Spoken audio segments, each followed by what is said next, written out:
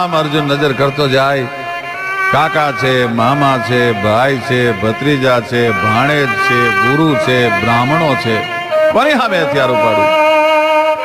હે કનૈયા, મારાથી નહીં બની શકે, આ હું નહીં કરી શકું. અને ગીતાનો જે વિષાદ યોગ છે એ અમારો ચારણ કવિ લખે છે કે પિતામહ ભીષ્મને દ્રોણ ગુરુ ખરા, ઉજળા કુળ ના પૂજન છાજે, વડીલ પૂજનીકની ઉપરે કેશવા, મારે ધનુષ ઉપાડતા પિતૃ લાજે. હું નહીં યુદ્ધ કરી શકું, કોની સામે હું હથિયાર ઉપાડું? હે કનૈયા, મારાથી આ નહીં થઈ શકે. અર્જુન મીડ્યો છે થાર થાર થાર થાર ધ્રુજવા. આજે જેને ઇંગ્લિશમાં ડિપ્રેશન કહેવાય છે એ અર્જુન ડિપ્રેસ થઈ ગયો છે, વિષાદ ઘેરી વળ્યો છે. કોની સામે મારે યુદ્ધ કરવું અને ટુકડા ધરતી માટે યુદ્ધ કરવું? આ મારાથી નહીં બની શકે. અને ભગવાન કૃષ્ણ એને સમજાવે છે કે અર્જુન, 6 જણાને આત્તાઈ કહેવામાં આવે છે. અગ્નિદાત, વિષદત્તનાર, ક્ષેત્રદાર, ધનહાર, બહુરી બકારત, શસ્ત્ર ગહી, અવધ વધ ષટકાર. અગ્નિદાત, વિષદત્તનાર તમારા કુળમાં કુટુંબમાં આગ લગાડે, તમને મારી નાખવા માટે દગો કરીને તમને આગ લગાડે. અગ્નિદાત, વિષદત્તનાર તમને મારી નાખવા માટે ઝેર પીવરાવે. ક્ષેત્રદાર, ધનહાર તમારી આજીવિકાનું સાધન ચોંટી લે. અને તમારી પત્નીની ઉપર ચારિત્રની ભ્રષ્ટ કરવા માટે થઈ અને એની સામે કુડી નજર કરે. અને બહોરી બકારત શસ્ત્ર ગ્રહી, અને યુદ્ધમાં સામે આવીને પડકાર કરે. ઈ ન મારવા યોગ્ય હોય તો પણ હે અર્જુન, એને મારી નાખવામાં પાપ નથી. એક અંગ હોય, એક અંગ હોતે દોષ નાહી કૃષ્ણ કહે. એક અંગ હોય તો એનો વધ કરવામાં દોષ નથી એમ કનૈયો કહે છે. અને કુરુ ષટ અંગ આત તાઈ તે અધાઈ હે. આ કુરુ કૌરવમાં તો છે 6 અંગ ભેળા થયા છે. લાખાગ્રહમાં અગ્નિ લગાડવામાં આવી, તમને ઝેર નાખીને મારી નાખવાનો પ્રયત્ન કરવામાં આવ્યો. ભરી સભામાં દ્રૌપદીના ચીરને જોઈટ્યા. હસ્તિનાપુરની તમારી ગાદી લઈ લીધી અને આજ તમારી સામે પડકાર કરી અને રણ મેદાનમાં ઉભા છે. અને હે અર્જુન, હવે ક્ષાત્ર ધર્મ ભૂલી અને તારે પારોટના પગલા ભરવા હોય તો મારી ના નથી. છતાંય અર્જુનને સગા વાલા, મિત્રો, સ્નેહીઓ, કુટુંબ, ગુરુ નો એટલો બધો મોહ છે કે અર્જુન યુદ્ધ કરવા માટે તૈયાર નથી થતો. કૃષ્ણ એમ થયું કે હવે કઈ તૈયાર થાય? હું કોણ છું હજી આ ઓળખતો નથી મને. અને યથા નદી નામ બહવમ વેગા સમુદ્ર મેવાભિમુખા દ્રવંતી તથા તવામિ નર લોક વીરા વિશંતિ વક્રાંડ વિજ્વલંતી વાયુર્યમોગ્નિ વરુણા શશાંકા પ્રજાપતિ સ્વમ પ્રપિતામહ છે. કૃષ્ણ એ યાદવ હે સખેતી ગજાનતા મહિમાનમ તવેદમ. આ ગીતાના શ્લોક છે ભગવાનના વિરાટ રૂપના. યથા નદી નામ બહવમ વેગા સમુદ્ર મેવાભિમુખા દ્રવંતી તથા તવામિ નર લોક વીરા વિશંતિ વક્રાંડ વિજ્વલંતી. જેમ ભગવાન કૃષ્ણ ચંદ્રમણીએ વિરાટ રૂપ ધારણ કર્યું અને ધરતીની માથે હોય ઇંચ પાણી પડી ગયું હોય ને, ગંગા ને યમુના ને તુંગભદ્રા ને કાવેરી ને કૃષ્ણા ને આ બધી નદીઓ ગાંડી થઈ અને અડેડાટ કરતી જેમ સમુદ્રમાં ઓરાઈ જાતી હોય એમ 18 અક્ષરની સેના છે ભગવાન કૃષ્ણના મોઢામાં હોમાઈ જાતી જોઈ અને રૂવાડે રૂવાડે ભગવાન કૃષ્ણને દેવતાઓ જોયા. ત્યાં તો પગમાં પડી ગયો. વાયુર યમોગ્નિ વરુણા શશાંક પ્રજાપતિ સ્વમ પ્રપિતામહે. કૃષ્ણ, હું તારું કેટલું વર્ણન કરું, મને ખબર નથી પડતી. તું આજ મને બ્રહ્માના બાપના બાપ જેવો લાગે છે. આ સિવાય મને કાંઈ બીજું આવડતું નથી. વાયુર્યમોગ્નિ વરુણ શશાંક પ્રજાપતિ સ્વમ પ્રપિતામહ ચ. હે કૃષ્ણ, હે યાદવ, હે સખેતી, હે કૃષ્ણ, મારી ભૂલ હતી. આજ દી સુધી મેં તને મામાનો દીકરો માન્યો, મેં તને ભાઈ માન્યો, મેં તને ભાઈબંધ માન્યો, પણ એ બધું અજાણતા મહિમાનમ તવેદમ, એ બધું મારાથી અજાણતા થઈ ગયું. આજ મને ખબર પડી કે હવે હું યુદ્ધ કરવા માટે તૈયાર છું. કૌરવોની સભામાં કુલગુરુ કૃપાચાર્યને બોલાવીને પિતામહ ભીષ્મ કહે છે કે મહારાજ જુઓ તો દુર્યોધન મહારાજને કેટલા દિવસની ઘાત છે.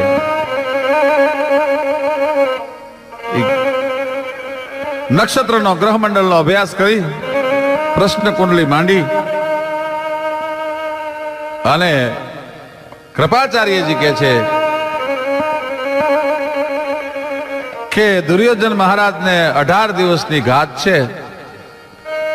18 દિવસ જો પૂરા થાય અને 19મા દિવસનો સૂરજ નારાયણ જો દુર્યોધન મહારાજ જોઈ શકે તો ખુદ કાળ પણ એને ન મારી શકે. પણ ત્યાં તો કૌરવની સભામાં હોપો પડી ગયો. 18 દિવસ સુધી કોણ રક્ષણ કરે આ યુદ્ધમાં એનું? હાલતા ચાલતા હાલતા ચાલતા હાલતા ચાલતા હાથમાં માળાનો બેરખો ફરે છે અને પિતામહ ભીષ્મ એમ કહે છે કે 18 દિવસનું રક્ષણ થાય ખરું? કે પણ મહારાજ કોણ કરે? તો કે હું કરું 18 દિવસનું રક્ષણ.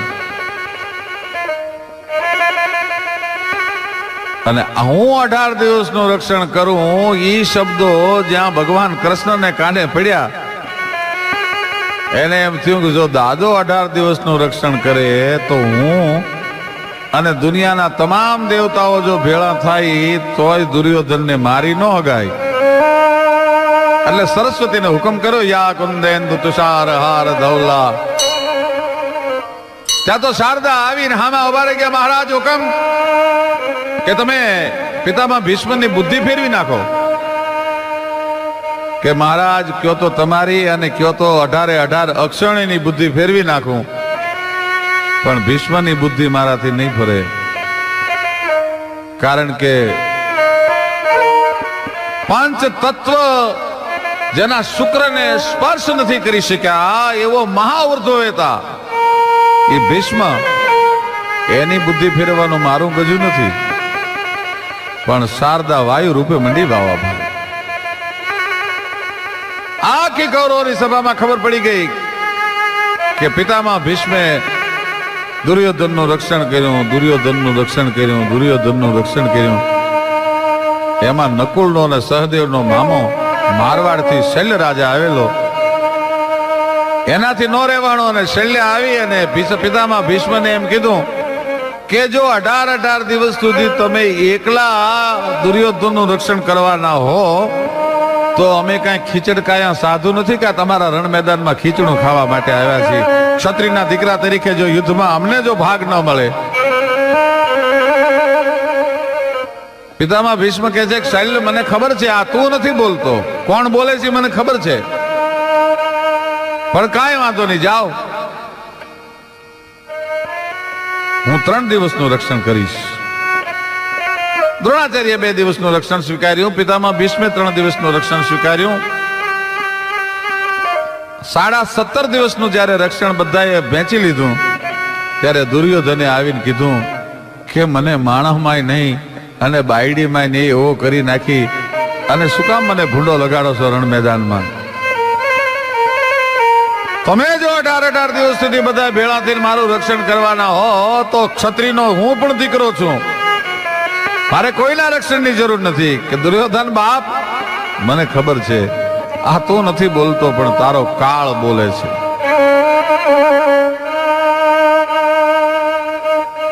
અને દુર્યોધને મેણું માર્યું કે આ એ તો મને ખબર છે દાદા, તમે કનૈયાની માયાજાળમાં ફસાઈ ગયા છો. આને રૂવાણા અવળા કા ભાઈ પિતામહ ભીષ્મના. કાય દુર્યોધન 3 દિવસના રક્ષણની મેં વાત કરી હતી, પણ કાલનો સૂરજનારાયણ ઉગે, સૂરજનારાયણ હાથમે ઈ પેલા ભારત વર્ષના પડદાની ઉપર જો હું પાંડવોને રહેવા દઉં અને ન પાંડવી પૃથ્વી ન કરી નાખું તો જાજે મેરી ગંગા જનની અને સંત ને પુત્ર ને કહાવ. વાસુદેવ કર ચક્ર ને ધરે तो तुमको मुख न दिखाओ तो लाजे मेरी गंगा जननी शांतन पुत्र न कहाओ। जा मारी प्रतिज्ञा छे के कालनो सूरजनारायण उगे ने हाथ में ત્યાં સુધી ધરતીના પડદા માથે હું પાંડવોને નહીં જીવતા રહેવા દઉં। અને આ પિતામહ ભીષ્મની પ્રતિજ્ઞાની કૃષ્ણને ખબર પડી ત્યાં પેટમાં પીડ ઉપડી ભાઈ, ખાલ પડી ગયો। દ્રૌપદીજી યુદ્ધ જોવા માટે આવ્યા છે, બધા આવ્યા છે। એમાં દ્રૌપદીજીને કનૈયાએ અડધી રાતે બોલાવીને તંબુમાંથી એટલું કીધું, બેન રથ તૈયાર છે, મારી ભેળા આપને પધારવાનું છે। પણ કે ભૈયા અત્યારે? તો હા અત્યારે બેસી જાવ રથમાં। રથમાં બેસીને પિતામહ ભીષ્મનો જ્યાં તંબુ છે ત્યાં આવ્યા। પિતામહ ભીષ્મનો માળાનો બેરખો ફરજ છે, પ્રણમમ તુહિ આદિ અનાદિ પ્રણમમ કયો હે તુહિ જીવ માજા સક્રમમ। ત્રિલોકના નાથનું આરાધન કરે છે, ચર્મચક્ષુ બંધ થઈ ગયા છે, અંતરના કબાટ ખુલી ગયા છે અને ત્રિલોકના નાથની હારે પિતામહ ભીષ્મ વાતો કરે છે। આગળ કૃષ્ણ ઉભા રહ્યા અને દ્રૌપદીજીને ઈશારાથી કીધું, જાઓ દાદાને ખોળો પાથરીને પગે લાગો। એ દ્રૌપદીજી આવીને દાદાને હાડીનો પાલવનો છેડો આમ લાંબો કરીને પગે લાગ્યા। આમ દાદાની આંખ ઊંચી થઈ, અખંડ સૌભાગ્યવતી ભવ। હાલે દ્રૌપદીએ ખાડ ખાડ ખાડ ખાડ દાંત કાઢ્યા ભાઈ। અરે બેટા, તમને અખંડ સૌભાગ્યવતીના આશીર્વાદ આપું છું ને તમે દાંત કેમ કાઢો છો? કે દાદા તમે તો પ્રતિજ્ઞા લીધી છે, કાલનો સૂરજનારાયણ ઉગે ને હાથ મેં એ પેલા દુનિયાના પડદા પર હું પાંડવોને નહીં રહેવા દઉં અને પાછો મને અખંડ સૌભાગ્યનો આશીર્વાદ આપો છો કે આ કામ કાળિયાનું હોય, આ કામ કૃષ્ણનું હોય। કૃષ્ણ એ હાકલ કરી ત્યાં હાથ જોડીને આવીને ઉભા રહી ગયા, જી દાદા, કે તે મારી પ્રતિજ્ઞા તોડાવી છે, પણ જા હું ગંગા પુત્ર પ્રતિજ્ઞા કરું છું। તે એવી પ્રતિજ્ઞા કરી છે ને હું હાથમાં હથિયાર ધારણ નહીં કરું। તો કે હા, કે તો કાલનો સૂરજનારાયણ ઉગે અને કાલનો સૂરજનારાયણ હાથમાં, હવે પાંડવોને તો મેં દ્રૌપદીને અખંડ સૌભાગ્યવતીનો આશીર્વાદ આપી દીધો, એનું રૂવાડું ખાંડું નહીં થવા દઉં, પણ તે એવી પ્રતિજ્ઞા કરી છે કે હું હાથમાં હથિયાર નહીં ધારણ કરું અને કાલનો સૂરજ ઉગે ને હાથ મેં ઈ પહેલા જો તારા હાથમાં હથિયાર ન ધારણ કરાવું જનેતાની માથે ફિટકાર વરસાવજે। અને બીજે દિવસે યુદ્ધનો મોરચો મંડાણો ભાઈ। હામા કડી બાજુતા પેરંબા પીઠ ઉથરડીકા મેરી ગાયા થડીકા જોટાણા છેડા દિગ પાળા થિયા ફાળે ચાડી જગ ડોળે ઢાળે મેદની ચકોર ત્યાં તો ધંધર લાગ્યા લંકા વાળા રામચંદ્ર જેમ દાયા કોરુવા પાંડવા જુદ મસાયા કૃષ્ણ ગાયા પૃથ્વીરાજે બોલી ભોગ દીધા હતા એવા ફેર પાછા કરું વેડા વાળા ભૂખ્યા જગાયા ગીતરાણ ઝપટ મંડી બોલવા ધીંગાણામાં। પણ આજ જે દાદો લડે છે મહાકાળ હામો લડતો હોય એમ લડે છે દાદો। અર્જુનના રથને પોતાના તીરથી આખો સરાપંજર કરી નાખ્યો છે। કૃષ્ણ અર્જુનને એમ કે છે કે અર્જુન કેમ નથી એક પણ બાણમાંથી તીર છોડી શકતો? કે મને ખબર નથી પડતી, પણ દાદાની સામે જઉં છું ને ત્યાં મારા ગાત્રો શિથિલ થઈ જાય છે। 165 વર્ષની તેદી પિતામહ ભીષ્મની ઉંમર હતી અને 62 વર્ષનો અર્જુન હતો। संजय कहत एक गांधी विते महावीर खांडव प्रजारो तहा सुन है बखान में दैव दैत्य नाग कोटा बदीते लराज उते हिते में एक बुंदन रुकायो व्यम थान में ऐसी चपलाई तापे छाई चपलाई ऐसी तारुण पे वृद्ध गंगा पुत्र की निदान में कि नैन पिता ध्यान में तो सारथी अज्ञान में जो बान रहे मानवे पकुआ कटे पान में। अर्जुन ની કહે છે કે બાણ ચલાવવાની એટલી બધી ચપળતા હતી કે ઇન્દ્રનો ખાંડવ વન બાળ્યો ને ઇન્દ્ર જે દિવસે અર્જુનની માથે ક્રોધાયમાન થયો ને બારે મેઘ ધરતીની માથે ખાંગા થઈ ગયા ત્યારે અર્જુને એવા બાણ ચલાવ્યા હતા કે ધરતીની માથે મેઘરાજાનું એક બૂંદ નહોતું પડવા દીધું। ऐसी चपलाई तापे छाई चपलाई ऐसी तारुण पे वृद्ध गंगा पुत्र की निदान में। पितामह पार्थ को प्रबल प्रहार पेखी पार्थिव अनेक एक एक ना अरोरो हन अर्जुन उदार बल अस्त्र को बिसारी बैठो वामपान लेके आज अर्जुन પોતાની શસ્ત્ર વિદ્યા ભૂલી ગયો છે. પિતામહ પારથ કો પ્રબલ પ્રહાર પેખી પાર્થિવ અનેક એક ના હારો રહો. અર્જુન ઉદાર બલ અસ્ત્ર કો બિસારી બેઠો. વામપાન ધારી એમ નામ ધનુષ રહી ગયું છે. આખો રસ સરા પંજર થઈ ગયો છે.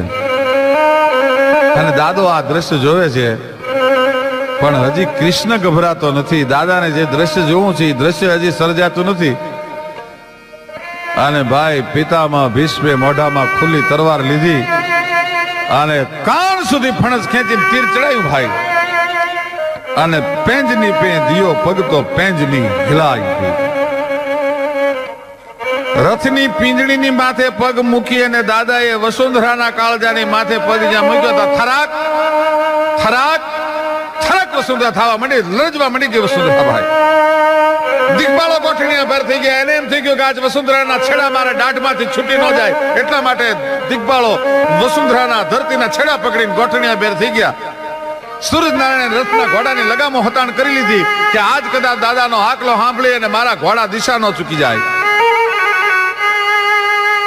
અને ગડગડતી દોટ મૂકી અર્જુનના રથની સામે. ત્યાં તો કૃષ્ણ ઠેકી રેઠો ઉતરી ગયો ભાઈ. અર્જુન એ અર્જુન કહેતા અર્જુન રથમાંથી એક બાજુથી ઠેકીને નીચે પડી ગયો. આજ કૃષ્ણ છે એ રથનું પૈડું ખેંચવા માટે પ્રયત્ન કરે છે, પણ નૈન પિતા ધ્યાન મેં તો સારથી અજ્ઞાન મેજો બાંધ રહે મ્યાન વે પખુવા કટે પાન.